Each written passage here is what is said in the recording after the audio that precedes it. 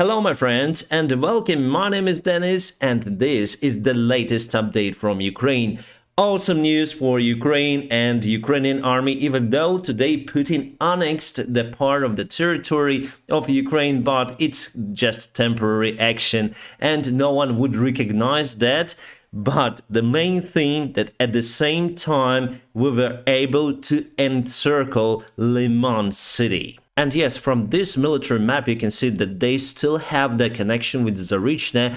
But my friends, the update was this morning. And let me show you the latest update from different resources. Oops, Russian soldiers are encircled. Really, this small road over here was the only supply link for the Russian army in Liman. So how many Russian soldiers have we encircled? Some say 1,500 and some say around 5,000. So far, it's hard to tell, my friends, but obviously we're gonna see figures in future. I think there are around 3,000 soldiers because there are two regiments from the self-proclaimed republics and one regular regiment from the Russian army. Still, you can see that that territory is in a gray area, so there could be some of the Russian groups, but officially we cut supplies for Russians, and it means that they are encircled in a quite small territory. Let's go to the deep state map, a military map again. I hope that they will release the military map update very soon, and this road was crucial for Russian army, so we were able to cut this out for Russians. And let me show you the timeline. So it was yesterday and it is this morning, my friends, morning. Evening time, we're gonna see Liman encircled. Don't show this map to Putin because he is celebrating what? The papers that he signed. It will not change the picture for Ukrainian army. And today, awesome news as well for Ukraine. We officially start the application to join NATO. I think it was already agreed with our Western allies, and I think in the future, nearby future, we're gonna join that alliance. And it means that NATO may protect Ukraine. Maybe not all of the territories, because they may say that Crimea is kind of under the question, also self-proclaimed republics, but obviously they gonna protect Ukraine. It doesn't mean that there's gonna be nuclear war or something. How I see it in the future, my friends, we'll have more weapons from our Western allies. We're gonna free all of the territories of Ukraine, and after that, Ukraine joins NATO, and from that point, NATO may protect Ukraine. So I see it like in this scenario. Yeah, I'm looking at this map, my friends, and still can't imagine what is happening. We are just destroying the second biggest army as it used to be in the world. So Yampel was taken kind of easily. I expect it to be taken in a hard way because there are some natural obstacles. But this morning we took this town, and after that we're gonna have the freeway. We already got the freeway towards the Zarychne and Torske. And it's the first Russian army encirclement since the World War II. Remember in 2014 that it was the conflict, so the war in this area of Donbass, and you might have heard this name, Ilovaisk. So our army, Ukrainian army, was trapped there, and our leaders agreed with the Russians that our soldiers would go from Ilovaisk without weapons. So our soldiers went through the column and were targeted by Russians, so we were not armed, and we lost quite a lot of people there, around 500. So it's the payback time for Russia because they have now more troops encircled in Liman. And now I just want to show you the Liman city itself. It's kind of big one, industrial city. It has lots of the railroads, big railway station, as you can see, mostly for coal, iron, and many other things. Here we have the small airfield even, and what else? Fields, so nowhere to hide, no forests, no bushes. The bushes are here and forests as well, and that territory is under Ukrainian control already. So Zarychne is over here. It's the big village, and it's kind of many villages connected together, and we already were able to cut their supplies. Their supplies were through this small road across the villages, and we already encircled them over there. So those are the water reservoirs, or you may call them lakes, and our army is already here. So basically we may attack Russian army over here using our artillery from all of the sides. Basically their army could be just devastated. So they have two actions now, two way outs from this situation. Russia may ask Ukraine to give the corridor for the Russian army to leave Liman, and we're gonna negotiate that, obviously. And the other thing, Russia may forget about their soldiers in Liman, and in that case we're gonna use artillery and just demolish them, because in that case the rest of the Russian army would be just demoralized, because they would understand that their managers doesn't care about their soldiers. And it's gonna be one more nail into the lid of the Putin's coffin. In 1914, then Russia announced the massive mobilization of their soldiers before the First World War. After a few years, that army turned against the Tsar regime, because by that time Russian leaders didn't care about their soldiers, and we see the same mistakes done by Putin regime. What other perks we'll have after capturing the Russian army in Liman? We're gonna have the freeway towards Starobilsk and Svatove. Basically, those urban cities are the main defense lines on the front line. So if you capture the big city, you may go forward across the fields if the weather is good, and obviously you may have some sort of the towns like Kremina, but basically those cannot be used for the long-term defense. And you can see that we are very close to Lysychansk and Severodonetsk and also Rubizhne. I think those will be the next targets for Ukrainian army, and obviously we're gonna go to Svatove, I'm sure about it. If we take this supply hub in Svatove, all of the front line for Russia would automatically collapse, and we're gonna take all of this part. If we take Starobilsk, all of the north part of the self-proclaimed LPR Republic would also collapse, and we're gonna go to Lugansk. About the rest parts of the front lines, my friends, on the south, it's more or less stable. So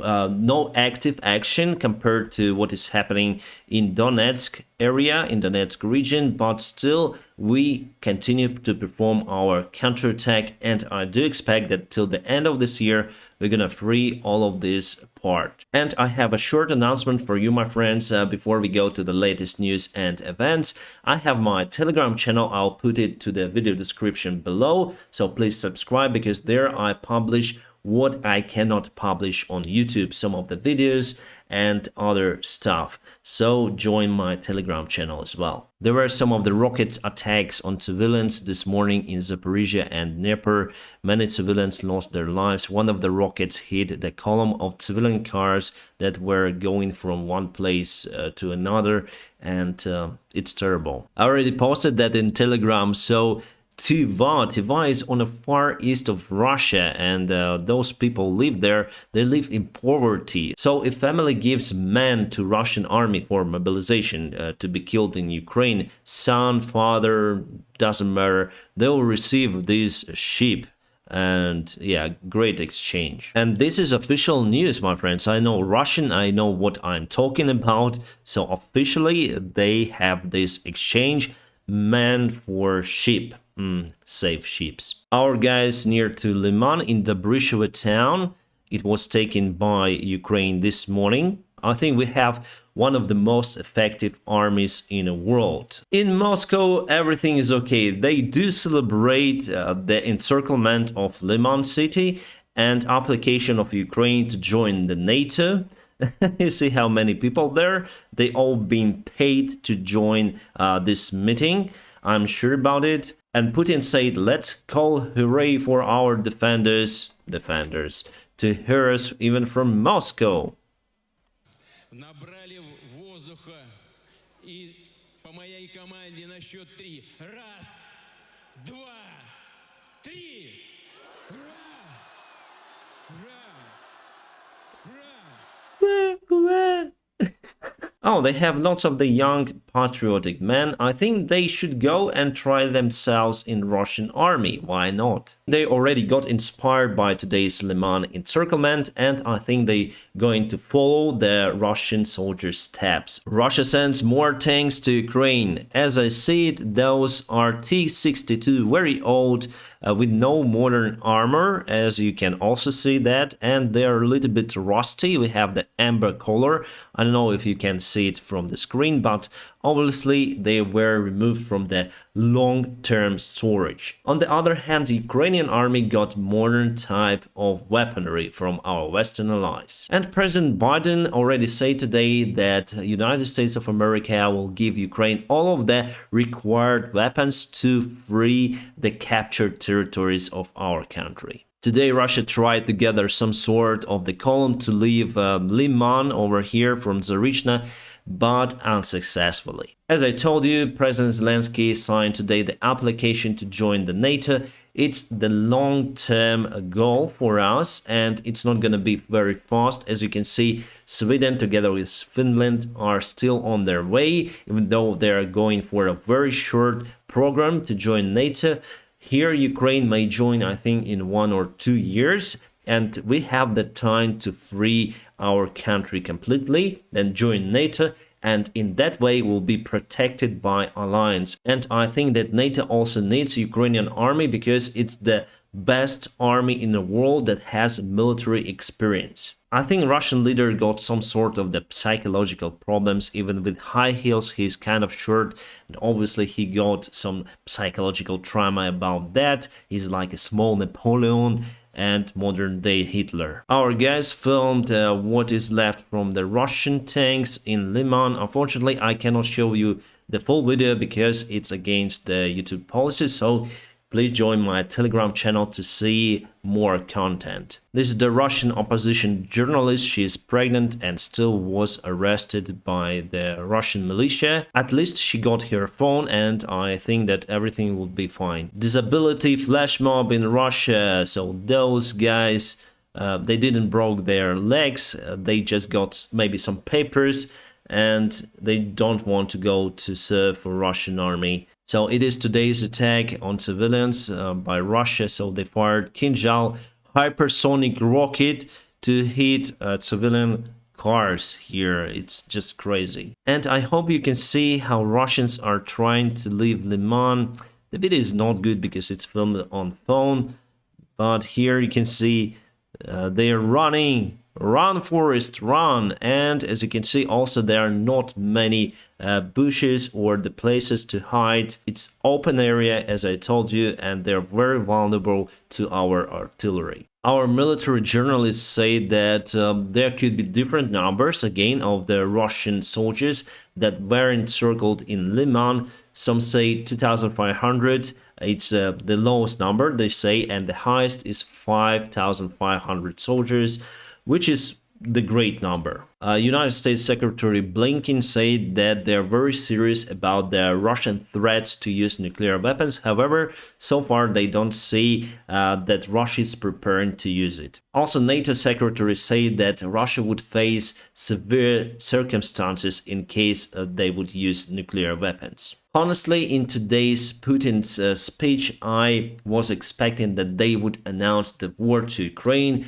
after annexation right away. And I thought that they would threaten Ukraine with nuclear weapons openly, like if you wouldn't withdraw from our territory, we would use nukes against you. But everything was more or less okay. The special operation continues. What they say, like they would use all of the measures to free their territory. It wasn't like that in his speech because he is afraid. I think NATO countries and United States in particular, I think they told him that he will lose his life in that case. Putin's speech was so cringy. He even appealed to the 17th century and opioid wars in Asia. He lives in parallel reality in Russian Empire, Soviet Union.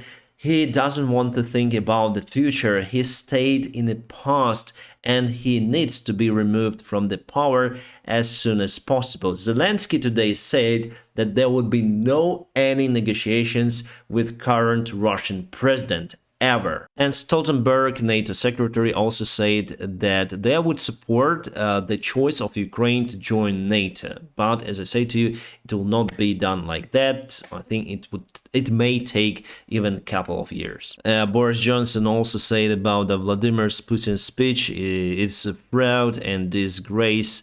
I agree with Boris 100%. Our intelligence chief Kirill Budanov said that this winter Ukraine will go on a counterattack towards Crimea.